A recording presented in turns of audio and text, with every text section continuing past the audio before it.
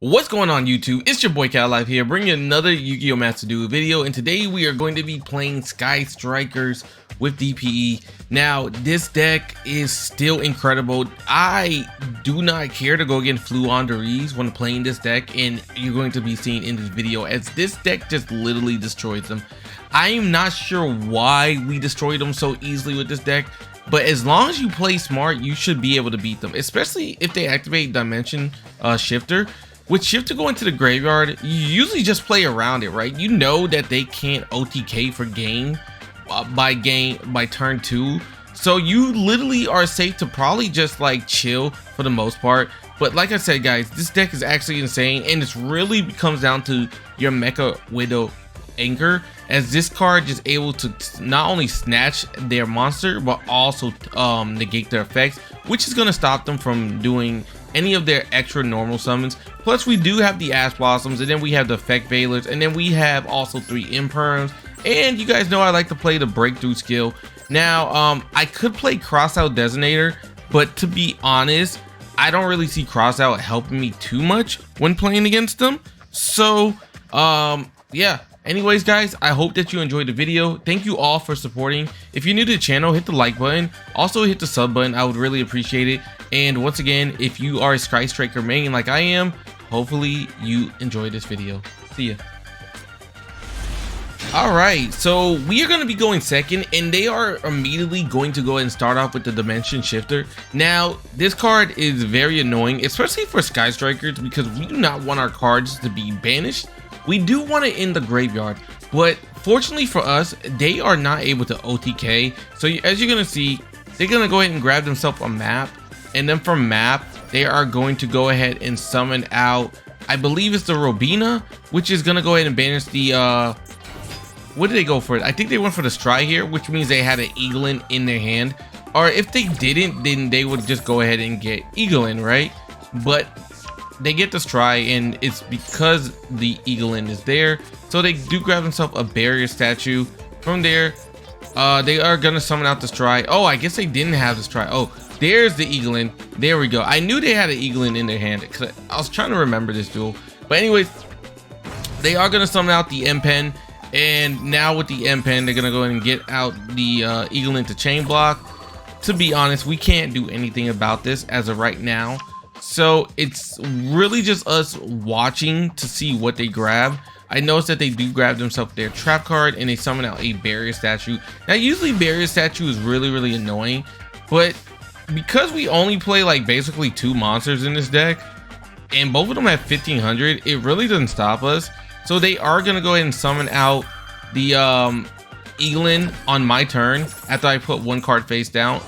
Apparently they are a little antsy to go ahead and get their combos going, but to be fair, I probably would have waited like at this point, but I mean, it is what it is, right? They do get themselves a Toucan. From Toucan, they're gonna go ahead and sack their 2 monsters to go ahead and summon out Avian. Now Avian is their Omni Negate, and I'm just gonna end my turn. And the reason I ended my turn is because remember, Dimension Shifter was still active, so I have a whole bunch of spell cards in my hand. I really don't want to lose them. So from here, they are just gonna go ahead and now summon out their Raye. With Raye, I'm gonna activate Breakthrough skill, and the reason I'm doing that is that way with their Avian, they can go ahead and pop it, which is what they do. And by popping the Avian, my Breakthrough skill is now going to go in the graveyard instead of being bounced back into my hand, which is huge for us because on my turn I can just go ahead and activate this from the grave, negating a monster, right? So now it is our turn, and we are going to draw into a Celestial. Obviously it's not ideal, what it is, but we do get rid of his map, and then from there we're going to activate Breakthrough skill, put it onto the barrier statue, and then we're going to activate Terraforming. The reason we went Terraforming first is because of the fact that they did have I wanted to bait out the Ash, which is what we do. And then we're gonna activate Sky Striker Mobilize, we're gonna activate the Droplet, and then from Droplet I'm just gonna go ahead and send that to the grave. And the reason I did this is because I wanted 3 spells into my graveyard, that way I can draw into a card, and which is what we do. And we draw into, unfortunately, another Raye. which is not the best thing, but I mean, it's not the worst either. And we're just gonna go ahead and attack barrier. From barrier, we're gonna toss out the Roze, and then from Roze, I'm going to go into Kagari. Now with the Kagari on our field, we can go ahead and grab ourselves and engage. Now, keep in mind, the engage can now give us not only the Widowacre, but we get to draw a card too, and we draw into an Ash Blossom. We're gonna now go into Shizuku. Shizuku from here is gonna allow us to grab ourselves another Widowacre, which is gonna be huge for us. So now with the Robina, we know one thing, right? That they're gonna have to summon out a monster because they don't have map. And by summoning out the Toucan, all we gotta do is this, right? We activate our Widowacre, we negate this, and we also have 3 spells in the graveyard, so we can just take it. By taking this, it literally stops their combo. They cannot do anything. And it's really painful for them because the Floowandereeze monsters are not very strong on their own. They need to get their big boys out onto the field, but because they can't, we're just gonna go activate Rhoda. We're actually gonna grab ourselves the Roze, summon out the Raye, summon out the Roze, and they're gonna go ahead and scoop. So as you can see, they knew they were in a bad position because I was just going to be able to do whatever I felt like it. At one point, I did think to go into access code, but then I was like, it's not really worth it. What I could have just done right then and there, I would have probably went into Hayate with my Link monster, right? And then from the from after attacking with all 3 monsters, I could throw another card into the graveyard with Hayate, go into main phase 2, and then once again, I'm gonna go ahead and activate. I'm gonna go ahead and link again, and by linking into this time with my 2 monsters on the field into a Verte, we could have got out of DPE, and then we could have put the Widowacre face down, pop the DPE in the Verte. That way, on our turn, we are able to go ahead and still activate our Widowacre, right? So we would have been in a really good spot, but let's get on to the next one. Okay, so this is going to be duel number 2, and we are going against Success.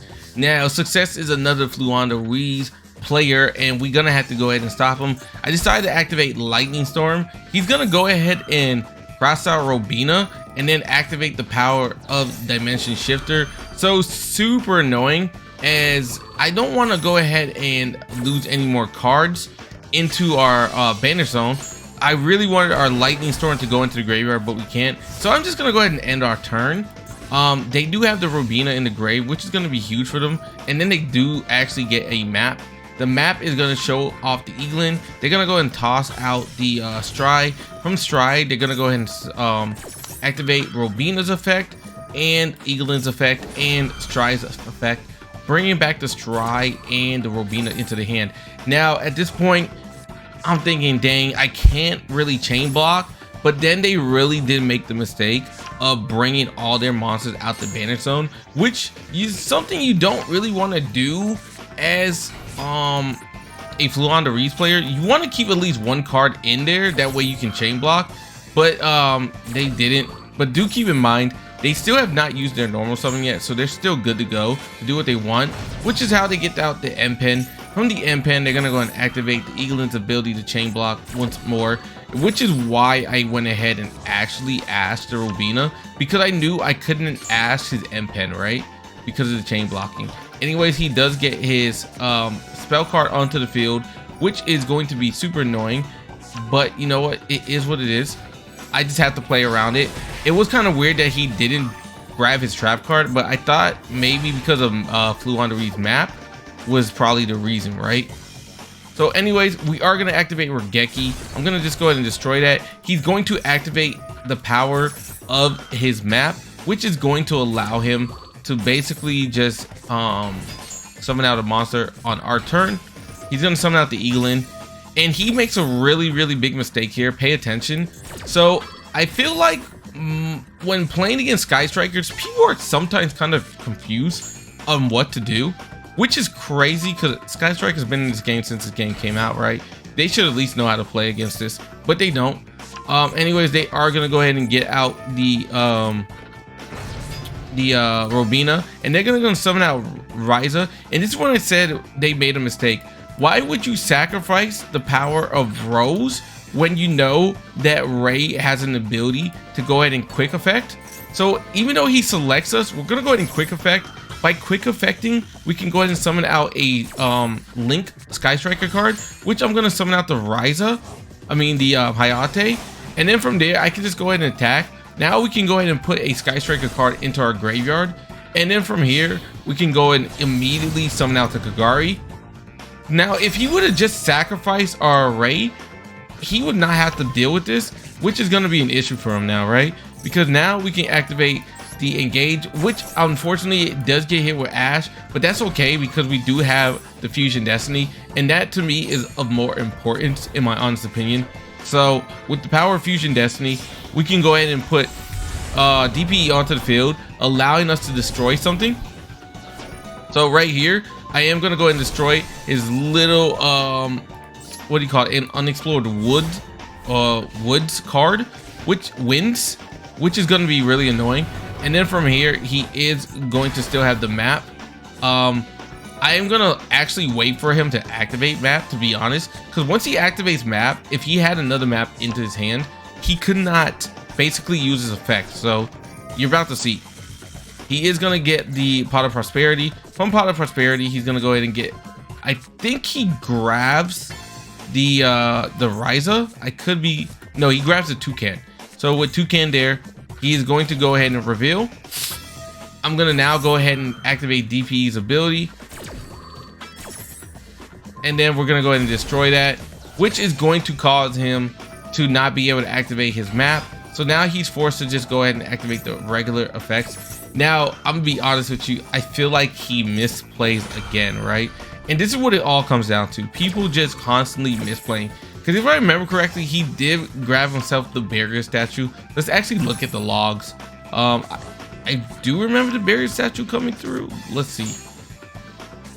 Yes, he did grab barrier statue, but for some reason he actually doesn't summon it. I'm not really sure why.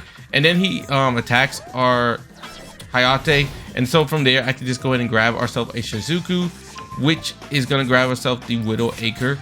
So he's in a very, very bad position. We do grab ourselves Maxx C, but let's be real, Maxx C's not helping us this turn, this duel actually.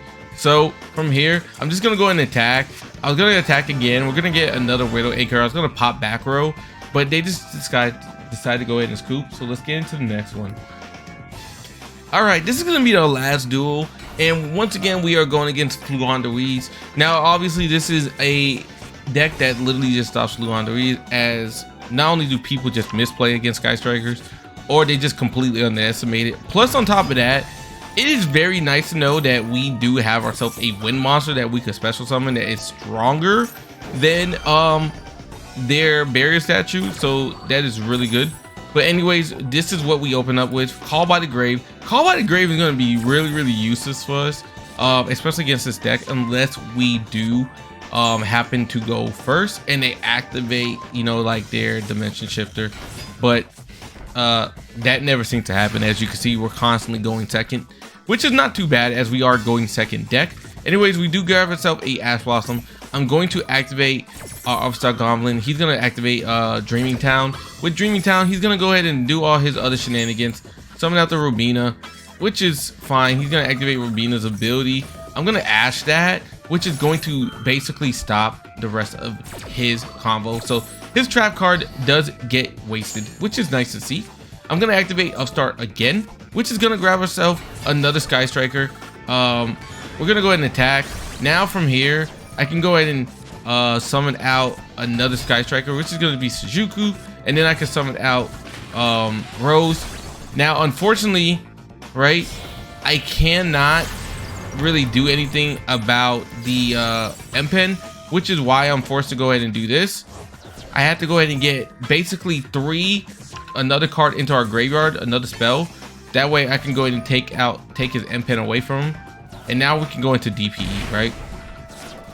So it does suck because I would rather be able to like save that card, but we unfortunately was not able to. So I'm just gonna go ahead and destroy his M-Pen, bring back my DPE, put a Call by the Grave face down, and then pray that he does not open top deck called by, which he does not, which is huge for us. And now we can go ahead and put DPE in defense mode. They, however, are going to activate Dark Ruler no more. What an amazing top deck for them, right? Which is going to be able to save him from us just destroying his Eaglin. And then from there, he is going to summon out Stry. And then from Stry, he's going to activate his ability. He's going to now go ahead and basically banish our Celestial, which does suck. That means we cannot actually activate Celestial's ability to get draw 2 anymore. But at least we still have a dasher, which would help us for special summons, right? Now, I'm gonna be honest. This guy, he was like at first winning this duel.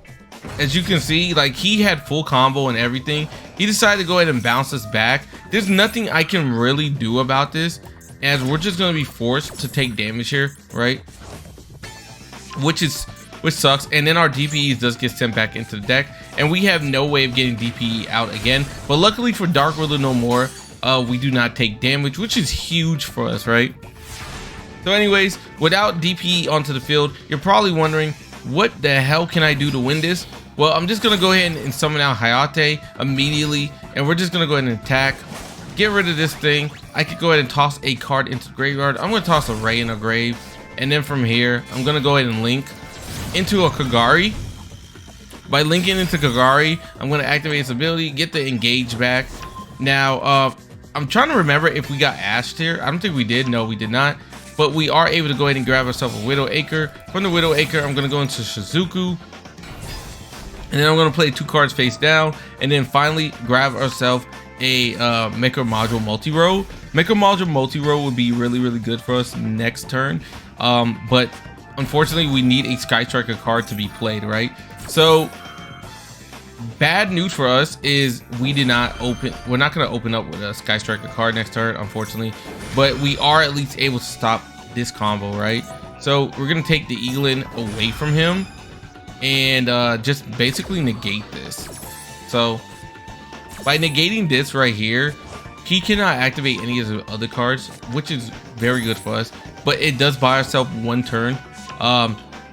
Like I said, guys, I was hoping that I can go ahead and top deck into a Sky Striker card, because if we top deck into a Sky Striker card, we basically will be able to get ourselves another Mecha onto our field. He then attacks his Eaglin. I'm not really sure why he did that, but he just does. But anyways, we open into Droplet. Droplet is not really going to be amazing for us, but he also top decks his trap card, Dreaming Town. Dreaming Town is going to summon out the Rubina. Luckily, our top deck was a Forbidden Droplet, because with the power of Droplet, we can just now go ahead and do this. I'm going to toss out the Call by the Grave into the grave. And the reason I'm doing that is because Call by the Grave is basically useless against this deck. Like I said, the only thing that is really good against is Shifter. And yeah, he has cards in his graveyard, so Shifter can't be activated. So from here, knowing that I have 3 spells in our grave, we are going to go into Hulk, and then from Hulk I have to pray that he does not have an Imperm or a Ash to stop this, which then he does not. So we go into Selene, and you can already see where we're going from here, right? From Selene, we are going to go into the Effect Veiler Summon, and then finally into the Access Code. And the reason I'm going into Access Code is because basically this is our only play at this point, right? So I'm gonna go ahead and basically pop every card onto the field, and the reason I'm doing this is because why not, right? We might as well just get all these cards off our field, and then we're just gonna go ahead and attack. So we do hit for 5,300, and I believe at this point they do end up scooping, because I don't think they play another Ryza, and if they're not playing another Ryza, they're basically screwed. So, and on top of that, he ends up actually messing up. This was kind of weird, if I'm being honest with you, right? So watch this. He's gonna actually summon out the Toucan, and then from Toucan, he's gonna just basically not have any other way of going into another combo.